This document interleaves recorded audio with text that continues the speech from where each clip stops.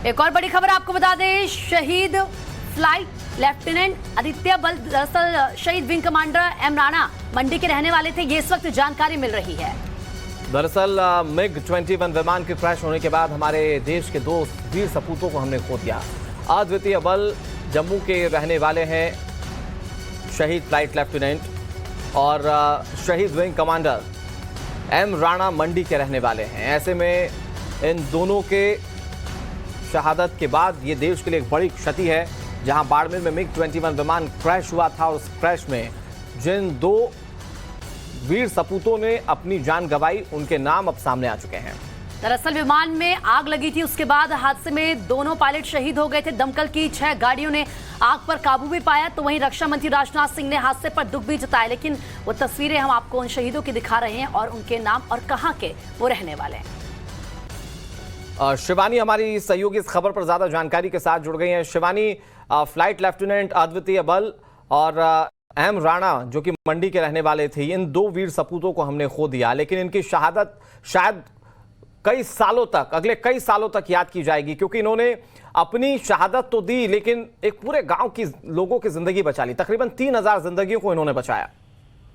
बिल्कुल अनुराग, अब ये जो डिटेल्स हैं वो सामने आई हैं टाइम्स नाउ नवभारत पर। जो फ्लाइट लेफ्टिनेंट अद्वितीय बल हैं जो जम्मू के रहने वाले हैं, बताया जा रहा है कि इनकी उम्र महज 26 साल की। हाल ही में ये कमीशन हुए थे इंडियन एयरफोर्स में, इनकी जान गई है। इसके अलावा विंग कमांडर एम राणा जो मंडी हिमाचल प्रदेश के रहने वाले थे, उनकी शहादत हुई है इस MiG-21 बाइसन के क्रैश में। और क्योंकि ये ट्रेनिंग सॉर्टी थी, तो इसमें जो विंग कमांडर एम राणा है जो मंडी हिमाचल प्रदेश के रहने वाले हैं, वो ट्रेनिंग दे रहे थे।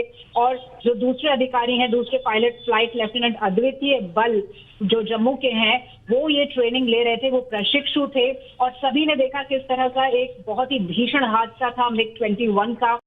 और जहां पर जो गांव वाले थे, उन्होंने देखा कि कैसे आग की लपटों ने घेर लिया था इस विमान को जब वो हवा में ही था।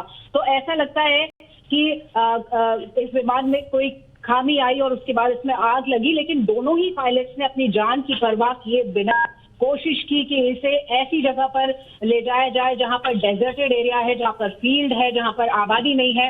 नहीं तो भीमड़ा गांव में रहने वाले 3000 लोगों की जान को क्षति हो सकती थी। तो ये पहली तस्वीरें इन दोनों शहीद पायलट्स की जो MiG-21 बाइसन के इस क्रैश में शहीद हुए हैं। जी शिवानी, बिल्कुल उन शहीदों की तस्वीरें लगातार हम दिखा रहे हैं अपने दर्शकों को भी, लेकिन इसी के साथ भले ही गांव को पूरा बचा लिया गया है, तमाम लोगों की जान बचा ली गई, लेकिन सवाल यहां पर MiG-21 को लेकर एक बार फिर से खड़ा हो गया। और इसको लेकर ये सवाल कि कहीं ना कहीं सोचना होगा कि जिसको उड़ता ताबूत कहा जाता है उस पर कब फैसला लिया जाता है, क्योंकि इससे पहले भी तमाम घटनाएं हमने देखी हैं जब हमने अपने पायलट्स को खोया है। बिल्कुल, देखिए MiG-21 हमारे भारतीय वायुसेना का हिस्सा बनना शुरू हुए थे 6 दशक पहले, और तब से अगर हम बात करें हादसों की तो 400 हादसे हो चुके हैं।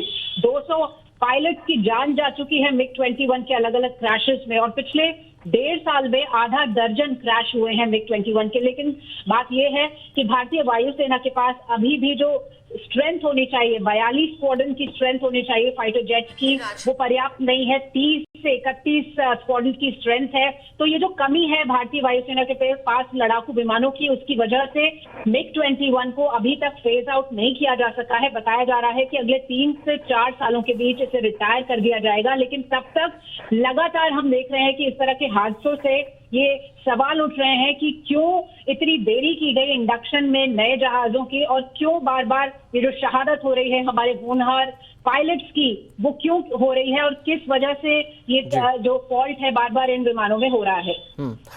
जिन 2 जवानों की डिटेल सामने आई है शिवानी, क्या उनके परिवार को जानकारी दे दी गई है? इसका जवाब आपसे लेंगे। हमारे साथ प्रदीप दत्ता जुड़ गए हैं ज्यादा जानकारी के साथ। प्रदीप, इस हादसे के बाद देश को शायद और सबक लेने की अब जरूरत है, क्योंकि MiG-21 जिसे रिटायर कर देना चाहिए, बड़े बड़े एक्सपर्ट्स इस बात को कहते हैं कि अब इसे रिटायर हो जाना चाहिए, उसने फिर से हमारे देश के 2 वीर सपूतों की जान ले ली। बिल्कुल आप सही कह रहे हैं कि लगातार आप देखेंगे कि MiG-21 के हादसे बढ़ते जा रहे हैं। पहली बार नहीं, पर पिछले कई वर्षों से हमने देखा है कि MiG-21 के इतने ज्यादा हादसे होते हैं, इतने ज्यादा जाने जाती हैं। खासकर देखिए आप ये 2 पायलट जो कि इसमें मारे जा चुके हैं, इनमें से एक पायलट जो है जम्मू के आरसपुरा जो कि सरहदी इलाका है वहां का रहने वाला है। उनके परिवार के सदस्यों को बता दिया गया, जो हमें पता चला है कि उनके पिताजी इस समय दिल्ली के लिए रवाना हो चुके हैं ताकि वो शव के साथ यहाँ पे वापस आएंगे ताकि आखिरी राइट परफॉर्म किए जाए। लेकिन आप बिल्कुल सही कहते हैं कि वक्त आ चुका है कि इस MiG-21 को अब ग्राउंड कर दिया जाना चाहिए, क्योंकि लगातार हादसे बढ़ते जा रहे हैं। काफी पुराना जहाज हो चुका है और देखिए इसकी वजह से कई कीमती जानें चली जाती हैं। कई पायलट जिन पे हमें कितनी ज्यादा ट्रेनिंग देके उन्हें पायलट बनाया जाता है, कितना खर्चा किया जाता है, परिवार के सदस्य भेजते हैं सुबह के साथ कि देश की रक्षा और सुरक्षा। देखिए आप एक शहादत प्राप्त करते हैं जंग में लड़ते हुए तो अलग बात होती है, लेकिन अगर बिना मतलब किसी मशीन की वजह से जान चली जाए तो आप खुद समझ सकते हैं कि इस समय उनके माँ बाप का क्या हाल होगा, वो उनके परिवार के सदस्य क्या सोच रहे होंगे। क्योंकि लगातार आपने देखा इसमें तो इस बात को लेके तो अब तो फिल्में भी बन चुकी हैं कि जिसपे ये सवालिया निशान उठाए गए हैं कि सरकार अभी भी इस पे कुछ क्यों नहीं कर रही, क्यों सरकार ऐसे कीमती जानों का नुकसान करवा रही है ऐसे जहाजों को चलवाकर। क्योंकि कहने को ये MiG-21 अब अगर कहें तो इसे फ्लाइंग कॉफिन इसीलिए कहा जाता है। इस जहाज को फ्लाइंग कॉफिन इसलिए कहा जाता है क्योंकि हमने देखा अगर आप 5-6 वर्षों की बात, मेरे ख्याल से ज्यादा 10 वर्षों की बात करें तो जितने भी ज्यादा क्रैश हुए सारे MiG-21 के हुए, मेरे ख्याल से अब वक्त आ गया कि इस पे एक डिसीजन देना होगा। आज भी यहाँ पे भी जो RS-पुरा में लोग इसी बारे में बातचीत कर रहे हैं, तो लोगों को मालूम है कि ये जो पायलट है इनकी ट्रेनिंग में कोई कमी नहीं है, इनके जज्बे में कोई कमी नहीं है, इनके जुनून में कोई कमी नहीं है, इनकी तरफ से गलती भी कोई नहीं हुई है। हालांकि कोर्ट ऑफ इंक्वायरी ऑर्डर कर दी गई है, देखा जा रहा है कि क्या वजह रही इस हादसे की, क्या हुआ।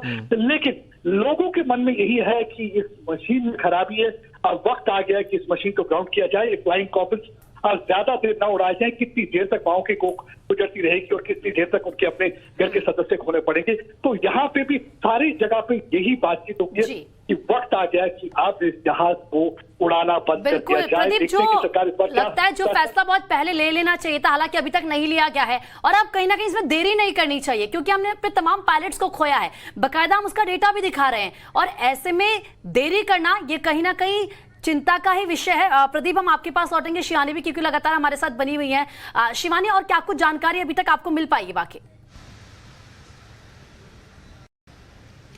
देखिए, कल देर रात ये हादसा हुआ 9:10 पे भीमड़ा गांव के पास, जैसा कि तस्वीरें हमने दिखाई, और उसके बाद दोनों ही शवों को पोस्टमार्टम के लिए भी भेज दिया गया और जल्द ही उन्हें रवाना कर दिया जाएगा अपने नेटिव प्लेसेस के लिए, या जहां पर भी वो शव सौंपे जाएंगे परिजनों को। जैसा कि प्रदीप बता रहे थे कि जम्मू के रहने वाले हैं जो फ्लाइट लेफ्टिनेंट हैं अद्वितीय बल, तो उनका परिवार रवाना हो चुका है जम्मू से, और बताया जा रहा है कि दिल्ली में उनका जो शव है वो हैंड ओवर किया जाएगा। और जो दूसरे शहीद हैं विंग कमांडर पायलट, उनका भी जो नेटिव प्लेस है हिमाचल प्रदेश, वहाँ के लिए उनका शव जल्द ही रवाना किया जाएगा और उसके बाद लास्ट राइट्स होंगे। लेकिन बार बार एक बड़ा सवाल है, बड़ी नाराज़गी है कि जो फ्लाइंग कॉफिन कहे जाते हैं, विडो मेकर कहे जाते हैं, ऐसे विमानों को क्यों नहीं जल्द से जल्द रिटायर किया जाता है। जो स्ट्रेंथ है वो अब तक क्यों नहीं हो पाई, कहाँ डिले रह गया, जिस वजह से अब तक इन विमानों को उड़ाया जा रहा है। हालांकि जो MiG-21 बाइसन है वो अपग्रेडेड वर्जन है, लेकिन फिर भी ये 60 साल पुरानी मशीन है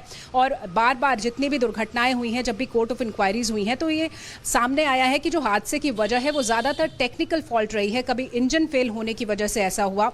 इस पर्टिकुलर हादसे में क्या वजह रही, क्या कोई बर्ड हिट था या फिर टेक्निकल स्नैग था, इस बात का पता कोर्ट ऑफ इंक्वायरी के बाद चलेगा। लेकिन एक बड़ा सवाल एक बार फिर उठ गया है कि MiG-21 बाइसन को उड़ाने की मजबूरी भारतीय वायुसेना की क्यों है, जो लगातार हमारे होनहार पायलट्स की जान ले रही है। 400 से ज़्यादा क्रैशेस में 200 पायलट्स हम गंवा चुके हैं और अब भी हमारे पास 4 स्क्वाड्रन हैं, यानी कि हर स्क्वाड्रन की अगर हम बात करें तो 16 से 18 विमान होते हैं और अब भी हमारे पास ये स्ट्रेंथ है जिनको ऑपरेशंस में इस्तेमाल किया जा रहा है। जैसा कि देखा बाड़मेर का जो हादसा था वो एक ट्रेनी विमान था जिसमें ट्रेनिंग दी जा रही थी पायलट को, यानी कि अभी भी ऑपरेशंस में बना हुआ है। हालांकि इतना बड़ा बेड़ा है MiG-21 विमानों का, इसी वजह से कहा जाता है कि सबसे ज़्यादा हादसे भी इसके होते हैं। बालाकोट स्ट्राइक्स की बात करें और जब ग्रुप कैप्टन अभिनंदन वर्तमान ने F-16 को मारा था, उस वक्त भी MiG-21 इस्तेमाल हुआ था, लेकिन फिर भी अब ये मशीन 6 दशक पुरानी हो चुकी है। इसको रिटायर करने की ज़रूरत है, इसको फेज आउट करने की ज़रूरत है और जानकार कहते हैं कि अगले 3 से 4 साल में इसको फेज आउट कर दिया जाएगा। ठीक है शिवानी, बहुत अहम जानकारी आपने दी, क्योंकि सवाल तो हर तरफ से आ रहे हैं लेकिन जवाबों को समझना बहुत ज़रूरी है। और जैसा आपने बताया कि 3 से 4 साल लग सकते हैं इसे रिप्लेस करने के लिए।